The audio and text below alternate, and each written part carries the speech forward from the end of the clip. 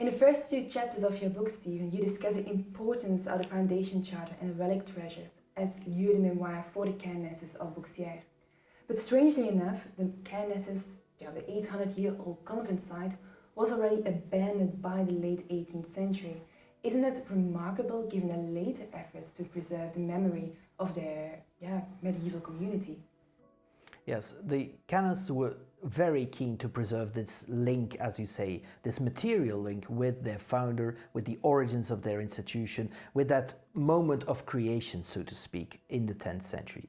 On the other hand, we can see that there's a distinct lack of interest by the canonesses in the old abbey site itself. They clearly resented living in these old, gloomy, cramped and probably very damp spaces that had been occupied by their medieval predecessors.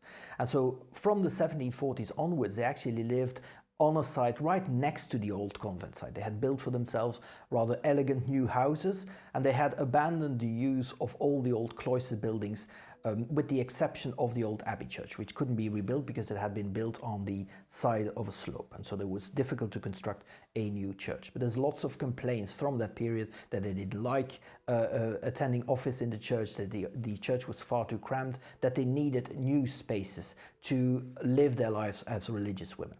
And what you can see is that for a long period between the 1740s and the 1790s, so almost half a century, a lot of these old medieval buildings stood empty, were completely abandoned, and were already somewhat falling into ruins. And so after the French Revolution, what we see is that a number of these buildings were really beyond repair and were immediately torn down.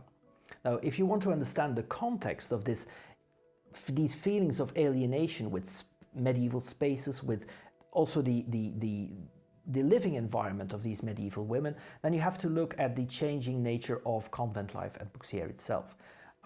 In the book I describe how Bouxières became an elite convent in the 17th and 18th centuries, recruiting members from the higher echelons of the French aristocracy, and so they wanted to create an environment where women who were used to living in comfort would also be able to replicate the same lifestyle at Bouxières.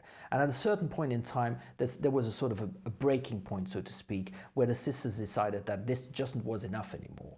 And so in the 1780s, you have this movement building up to a moment where Abbess de Massé and the chapter members decide to move to the nearby city of Nancy and then establish an entirely new convent there. We have wonderful plans, and I give a reproduction in the book of one of the plans for a new, very neatly laid out, very, very modern convent.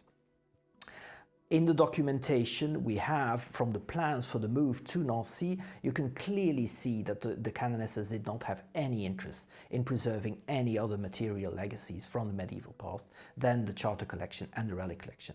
Statues, images, paintings, so to speak, inscriptions and all of that, there was no plan whatsoever to evacuate those and to bring those to Nancy.